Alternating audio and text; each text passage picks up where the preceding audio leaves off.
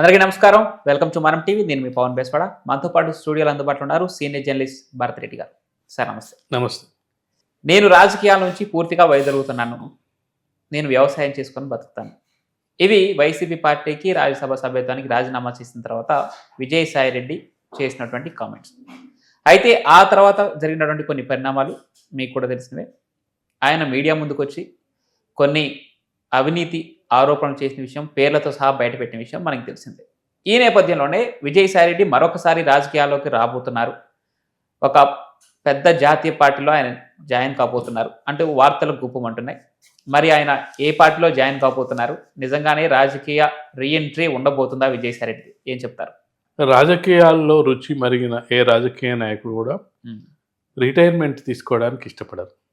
నువ్వు 80 ఏళ్ళు 85 వచ్చినా కూడా స్టిల్ నేను ఎమ్మెల్యేగా పోటీ చేస్తా, నేను సీఎం రేస్లోనే ఉన్నా, నేను ఎంపీ రేస్లోనే ఉన్నా అని చెప్పి ప్రతి రాజకీయ నాయకుడు చెప్తుంటారు. అంటే ఎంత వృద్ధాప్యంలోకి వచ్చినప్పటికీ వాళ్ళు రాజకీయాల నుంచి రిటైర్ అవ్వడానికి ఇష్టపడరు. బలవంతంగా పార్టీ రిటైర్ చేపిస్తే తప్పిస్తే, వరుసగా 2-3 సార్లు ఓడిపోతే తప్పిస్తే రిటైర్ అవ్వడానికి ఇష్టపడరు.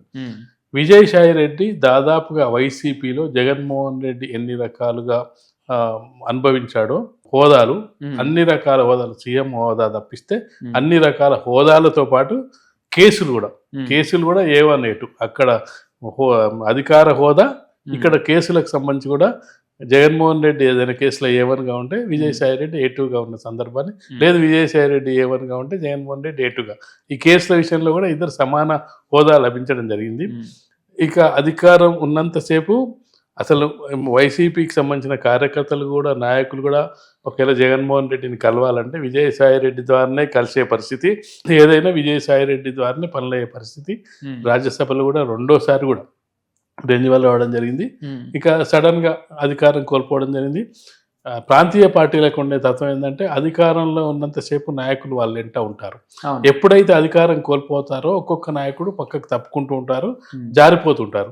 అయితే విజయసాయి రెడ్డి లాంటి వాళ్ళు జారిపోవడం అంటే అది పెద్ద విషయం. అదే పాయింట్. ఎందుకంటే నార్మల్ నాయకులు అంటే ఒక సాధారణ మంత్రి పదవి ఇచ్చినా సరే, ఒక మామూలు నాయకులు పార్టీ నుంచి జారిపోవడం, అధికారం కోల్పోగానే అధికార పక్షాన్ని ఎంచుకోవడం ఒక విషయం. కానీ నెంబర్ 2గా ఇందాక మీరు చెప్పినట్టు నెంబర్ 2గా ఏలినటువంటి విజయసాయి రెడ్డి వైసీపీని వీడి కొన్ని రోజులు రాజకీయ సన్యాసం తీసుకున్నట్లుగా రాజకీయాల నుంచి వైదొలిగి మళ్ళీ ఇప్పుడు ఒక జాతీయ పార్టీ వైపుకి వెళ్తున్నారంటూ వార్తలు వస్తున్న నేపథ్యంలో అసలు ఇదే ఒక హాట్ టాపిక్గా మారిపోయింది. ఆయన లాంటి నాయకుడు రావటం ఏంటని ఖచ్చితంగా అంటే అక్కడ అధికారం ఉన్నంతసేపు జగన్మోహన్ రెడ్డితో ఉండడం జరిగింది. ఇక్కడ సమస్య ఏమవుతుందంటే కేసులు ఉన్నాయి. ఈ కేసుల్ని ముగించుకునే దిశగా చేయాలంటే ఏం చేయాలి? ముందుగా ఏం చేసిండు, డైరెక్ట్గా ఏదైతే ఇప్పుడున్న పార్టీలో జాతీయ పార్టీలు అంటే కాంగ్రెస్కు ప్రస్తుతానికి ఏపీలో మనుగడ లేదు, ఢిల్లీలో కూడా ప్రతిపక్ష హోదాలోనే ఉంది, అధికారంలోకి వచ్చేసారి వస్తుందో లేదో తెలియని పరిస్థితి. ఇప్పుడున్న పరిస్థితుల్లో తనకున్న ఆప్షన్ ఏంటంటే బీజేపీలో చేరడం అనే ఒక ఆప్షన్.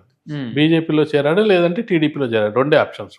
అంటే రాష్ట్రంలో ఒకవేళ చేరాలంటే ప్రాంతీయ పార్టీలో చేరాలంటే టీడీపీ కానీ జనసేన కానీ, లేదంటే బీజేపీలో చేరాలి. అయితే తాత్కాలికంగా అతను ఎంచుకున్న మార్గం ఏంటంటే, నేను ముందైతే జగన్మోహన్ రెడ్డి నుంచి దూరం జరిగిన తర్వాత నెక్స్ట్ స్టెప్ ఏందనేది ఆలోచిద్దాం. డైరెక్ట్గా బీజేపీలోకి వెళ్ళినట్టయితే నాకు 2 రకాల సమస్యలు ఉంటాయి. ఒక సమస్య ఏంటంటే జగన్మోహన్ రెడ్డి ఇంతకాలం మనం ఇద్దరం కలిసి ప్రయాణం చేసినాం, నేను నడి సముద్రంలో నన్ను వదిలేసిపోయామని చెప్పి జగన్మోహన్ రెడ్డి అనే ప్రమాదం ఉంటుంది. రెండో ప్రమాదం ఏంటంటే ఇప్పుడు బీజేపీకి టీడీపీకి ఇప్పుడు అలయన్స్ పొత్తు ఉంది. ఈ పొత్తులో భాగంగా మరి టీడీపీ ఎంతవరకు యాక్సెప్ట్ చేస్తుంది బీజేపీలోకి వచ్చినట్టయితే? ఎందుకంటే జగన్మోహన్ రెడ్డి మీద ఎన్ని ఆరోపణలు చేసిరో విజయసాయి రెడ్డి మీద కూడా టీడీపీ అన్ని ఆరోపణలు చేసి ఉన్నారు. కాబట్టి ఇప్పుడు వెంటనే కనుక బీజేపీలో చేరినట్టయితే ఈ కూటమిలో లుకలుకులు అయ్యే అవకాశం ఉంటుంది.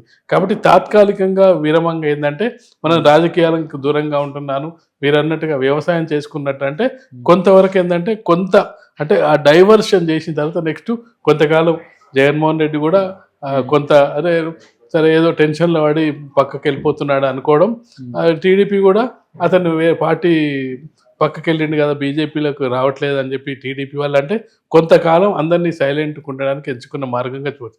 ఈ క్రమంలో అతను ఏం చేస్తున్నాడు, ఏదైతే లిక్కర్ స్కామ్ కానీ మిగతా స్కామ్లకు కానీ జగన్మోహన్ రెడ్డికి సంబంధించిన అనుచరులు సహచరులు ఎవరున్నారో వాళ్ళ పేర్లు బయటపెట్టే ప్రయత్నం చేస్తున్నాడు. అదే పాయింట్కి వస్తే ఆయన రాజకీయం మానేసి నేను వ్యవసాయం చేసుకుంటాను, నేను చేసేది రాజకీయ వ్యవసాయం, అందుకనే ఒక్కొక్క అవినీతిలో ఆయనకు ఉన్నటువంటి ఏటుగా ఉంటే ఆల్మోస్ట్ జగన్మోహన్ రెడ్డికి ఎన్ని విషయాలు తెలుస్తాయో విజయసాయి రెడ్డి కూడా అదే విషయాలు తెలుస్తాయి. అక్కడ కోవట్లు ఎవరైతే ఉన్నారో వారందరూ కలిసి ఏటుగా ఉన్నటువంటి విజయసాయి రెడ్డిని కొంత అధికారం తగ్గించే ప్రయత్నం చేశారు. అందుకనే విజయసాయి రెడ్డి ఇంకా అధికారం కూడా కోల్పోయింది కాబట్టి దాని నుంచి బయటకు వచ్చి ఇప్పుడు మరొక జాతీయ పార్టీతో అంటకాగుదామని చూస్తున్నారని ఒక వార్త. అదే ఇప్పుడు ఎందుకంటే ఇప్పుడు ఆయనకి ఇంకా 4 ఏళ్ళ రాజ్యసభ సభ్యత్వం ఎందుకు వదులుకుంటారు ఎవరైనా? దానికోసం తీవ్రంగా పోటీ ఉంటుంది. దానికోసం సాధించడానికి చాలా శ్రమ పడుతుంటారు. ఇంకా 4.5 ఏళ్ళ రాజ్యసభ సభ్యత్వాన్ని కోల్పోలేదు అంటే నెక్స్ట్ ఇంకా పెద్దది వస్తుంది అనుకున్నప్పుడే దీన్ని వదులుకుంటారు. ఇంకా పెద్దది ఏ విధంగా రావాలి? మీరు చెప్పినట్టు రాజకీయ వ్యవసాయం చేస్తున్నారంటే కొంత ఇప్పుడు ఎన్డీఏ కానీ లేదంటే టీడీపీ కూటమి కానీ ఫేవర్ చేసి వాళ్ళకి దగ్గర ఉన్నట్టయితే ఒకటి కేసుల నుంచి బయటకు వెళ్ళే అవకాశం ఉంటుంది. రెండోది అక్కడ ప్రాధాన్యత గల ఒక పోస్ట్ కూడా వచ్చే అవకాశం ఉంటుంది. రాజకీయంగా అక్కడ కొంత ఆయనకు ఇది కల్పించే అవకాశం ఉంటుంది. జాతీయ పార్టీ కాబట్టి ఏదో ఒక ప్రాధాన్యత కల్పించే అవకాశం ఉంటుంది. సో బీజేపీని కన్ఫర్మ్ అయిపోయినట్లయినా విజయసాయి రెడ్డి ఒకవేళ వస్తే బీజేపీలోకి వస్తారనే వార్త నిజమే అనుకోవచ్చు. అంటే వేరే ఆప్షన్ లేదు ఇప్పుడు. ఎందుకంటే నీకు కాంగ్రెస్కి వచ్చే అవకాశం లేదు, టీడీపీకి వచ్చే అవకాశం లేదు. టీడీపీకి రావడంలో పెద్ద ఉపయోగం లేదు. అతనికి కావాల్సింది ఏంది? కేసుల నుంచి బయటపడాలి. కేసుల నుంచి బయటపడాలంటే టీడీపీ బయటపడేసే అవకాశం లేదు. ఎందుకంటే కేసులన్నీ కూడా ఈడీ సిబిఐకి సంబంధించిన కేసులు కాబట్టి అవి కేంద్ర దర్యాప్తు సంస్థల ఆధ్వర్యంలో పనిచేస్తుంటాయి.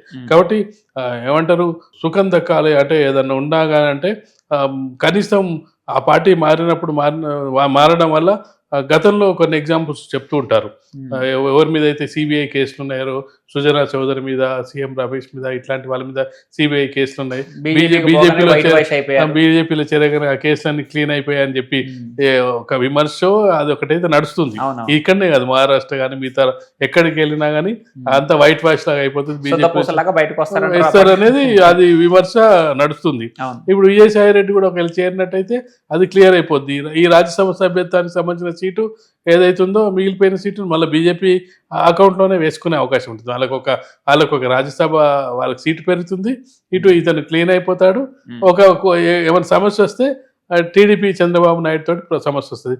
ఆ సమస్యలు రాకుండా ఉండాలంటే ఈయన అప్రూవర్గా మరి జగన్మోహన్ రెడ్డిని మరింత ఇరికించే ప్రయత్నం. బీజేపీలోకి వస్తే ఇప్పుడు ఇక్కడ ఇండియా అలయన్స్ ఉంది కాబట్టి ఏపీలో ఆయనకి ఏమైనా చెప్పుకోదక్క పదవి ఇచ్చే అవకాశం ఉందా, లేదంటే కేంద్రంలోకి తీసుకునే అవకాశం ఉంటుందా? ఏపీలో అసలు పదవి ఇచ్చే అవకాశం లేదు. అసలు ముందుగా వ్యతిరేకిస్తాడు. ఆ వ్యతిరేకతను తగ్గించుకోవడానికే జగన్మోహన్ రెడ్డి మీద ఉన్న కేసులకు సంబంధించి, లిక్కర్ స్కామ్స్ సంబంధించి అప్రూవర్గా మారి ఒక్కొక్క కేసులు బయట పెడుతున్న క్రమంలో టీడీపీ కూడా కొంత సానుకూలంగా వేరు. ఎందుకంటే ఎవరైతే అప్రూవర్గా మారుతారో వాళ్ళని కొంత పోలీస్ శాఖ కానీ మిగతా కానీ కొంచెం సానుకూలంగా చూస్తుంటారు. ఏపీలో ఇచ్చే అవకాశం లేదని మీరు అంటున్నారు, కానీ ఇక్కడ పురంధేశ్వర తర్వాత అంత సమర్థవంతమైన నాయకత్వం బీజేపీకి లేదని ఒక ఎట్లయితే ఉంది కదా వార్త. సో ఈ నేపథ్యంలో విజయసాయి రెడ్డి ఆల్రెడీ వైసీపీలో నెంబర్ 2గా ఉండి ఎలా పార్టీ నడిపించారో అందరికీ తెలిసిన విషయం. మరి బీజేపీలో అంతటి హోదాని కల్పించడని ఎందుకు అనుకోకూడదు?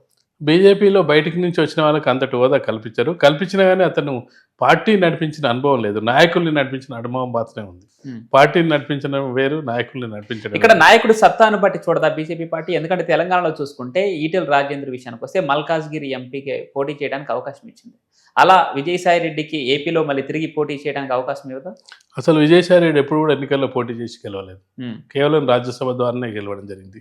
కానీ ఈటెల రాజేందర్ వ్యవహారం వేరు. ఈటెల రాజేందర్ తెలంగాణ ఉద్యమంలో పనిచేయడం జరిగింది, చాలా మంది ప్రజలతో మమేకం ఉండడం జరిగింది, కేసీఆర్ని ఎదిరించి గెలవడం జరిగింది, సొంత ఇమేజ్ ఉండడం జరిగింది, తెలంగాణ ఉద్యమ నేపథ్యం ఉండడం జరిగింది. కాబట్టి ప్రాధాన్యం ఇవ్వడం జరిగింది. ప్రాధాన్యం ఇస్తున్నప్పుడు అవతల వ్యక్తి యొక్క క్రెడిబిలిటీ, ఇప్పుడు నీకు విజయసాయి రెడ్డి మీద ఉన్న కేసులు ఈటెల రాజేందర్ మీద ఉన్నాయి కాబట్టి ఇవన్నీ కూడా పరిగణలోకి. ఇక్కడ ఈటెల రాజేందర్ వ్యవహారం వేరు, ఎందుకంటే ఆయన ఉద్యమంలో ఉండి ప్రత్యక్ష ఎన్నికల్లో గెలిచి వచ్చినవాడు, కానీ ఎప్పుడు కూడా నెంబర్ 2గా ఎప్పుడు పరిగణించబడలేదు. కానీ ఇక్కడ విజయసాయి రెడ్డి ప్రత్యక్ష ఎన్నికల్లో పాల్గొనపోయినప్పటికీ కూడా ఆయన పార్టీ నెంబర్ 2గా ఒక 5 సంవత్సరాలు అధికారం చేపట్టిన పార్టీలో నెంబర్ 2గా అంటే ముఖ్యమంత్రి తర్వాత ముఖ్యమంత్రి హోదాని నిలబెట్టుకోవడం జరిగింది. ఈ నేపథ్యంలో మరి ఆంధ్రప్రదేశ్లో నిజంగానే బీజేపీలో చేరితే విజయసాయి రెడ్డి ఆ హోదా దక్కదంటారా? మళ్ళీ బీజేపీలో చేరినంత మాత్రాన హోదా దక్కొచ్చు దక్కకపోవచ్చు. ఎందుకంటే కిరణ్ కుమార్ రెడ్డి ఉమ్మడి రాష్ట్రానికి ముఖ్యమంత్రిగా చేసిన కిరణ్ కుమార్ రెడ్డికే ఇప్పటికీ పెద్ద హోదా దక్కిన సందర్భాలు మనకు కనిపించలేదు.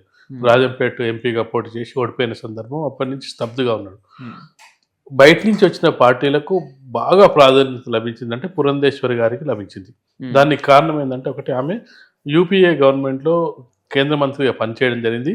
దానికంటే ముఖ్యమైన అంశం ఏంటంటే ఎన్టీ రామారావు ఫ్యామిలీ మెంబర్ అంటే ఏపీలో ఎన్టీ రామారావు మీద ఉండే సానుభూతి వాళ్ళకు కలిసి వస్తుందనే ఉద్దేశంతో పురంధేశ్వరికి మాత్రం అత్యంత ప్రాధాన్యం ఇవ్వడం జరిగింది. ఎంపీగా పోటీ చేయించి గెలిపించడం జరిగింది.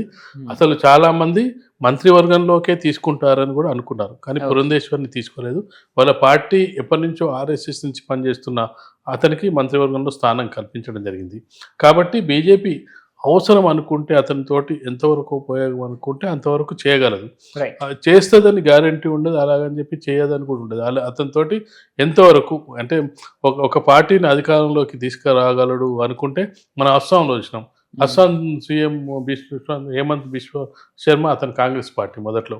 అతను ఏం చేసిండు, అతను రాహుల్ గాంధీ అపాయింట్మెంట్ ఇవ్వలేదని చెప్పి వెళ్ళి బీజేపీలో చేరడం జరిగింది. బీజేపీలో చేరిన వెంటనే ఆయనకు పవర్లోకి వచ్చినప్పటికీ అతనికి ముఖ్యమంత్రి పోస్ట్ ఇవ్వాలి. ఉప ముఖ్యమంత్రి పోస్ట్ ఇచ్చి మొత్తం ఈశాన్య రాష్ట్రాలకు సంబంధించిన అన్ని బాధ్యతలు అప్పగించడం. ఈశాన్య రాష్ట్రాల్లో అన్నిట్లలో అధికారం తీసుకొచ్చిన తర్వాత రెండోసారి వచ్చినప్పుడు అతనికి ముఖ్యమంత్రి స్థానాన్ని లభించడం జరిగింది. అక్కడి వరకు ముఖ్యమంత్రిగా ఉన్న అతనిది సెంట్రల్కి తీసుకెళ్లడం జరిగింది. అంటే బీజేపీ ఒక టార్గెట్ నిర్దేశిస్తే ఆ టార్గెట్ను రీచ్ అయితే ఖచ్చితంగా కూడా అతనికి ప్రాధాన్యత లభిస్తుంది. ఏ టార్గెట్ లేకుండా అంటే ముఖ్యమైన పోస్టులు ఇవ్వడానికి బీజేపీ ఇష్టపడదు. కాకపోతే పార్టీలో చేర్చుకోవడానికి, జగన్మోహన్ రెడ్డి లొసుగులు తెలుసుకోవడానికి ఎవరైనా నాయకులు అంటే ఏదైతే విజయసాయి రెడ్డి ద్వారా వైసీపీలో ఉన్న మంచి నాయకులు, గుర్తింపు పొందిన నాయకులు, మాస్ లీడర్సు, గెలవగలే నాయకులు ఉంటే అతని ద్వారా చేర్పించుకోవడానికి, బీజేపీ పార్టీ అభివృద్ధి చెందడానికి దోహదపడే విధంగా ఉంటే అతనికి కొంతవరకు ప్రాధాన్యత ఇచ్చే అవకాశం ఉంటుంది. సో ఫైనల్గా ఒకవేళ నిజంగానే రీఎంట్రీ ఉంటే అది కూడా బీజేపీ పార్టీ అయితే ముహూర్తం ఎప్పుడు జాయిన్ అవడానికి టైం తీసుకుంటారు. అంటే వెంటనే చేయనే పరిస్థితి ఉండదు. ఎందుకంటే కొంతకాలం చర్చ నడిపిస్తుంటారు. ఏదైనా ఒకదాన్ని చర్చ నడిపిస్తుంటారు. చర్చ నడిపించిన తర్వాత ఈలోపు రియాక్షన్స్ చూస్తుంటారు. టీడీపీ నుంచి రియాక్షన్స్ చూస్తుంటారు, అక్కడ లోకల్ పార్టీ లీడర్స్ నుంచి రియాక్షన్స్ చూస్తుంటారు. సెంట్రల్ గవర్నమెంట్ కూడా ఏం చేస్తుందంటే కొంత ఇక్కడి నుంచి ఏముంది అని చెప్పి మనం గతంలో చూసినాం. బీజేపీ ప్రభుత్వం అటు జగన్మోహన్ రెడ్డిని, చంద్రబాబు నాయుడు ఇద్దరిని కూడా నడిపించింది.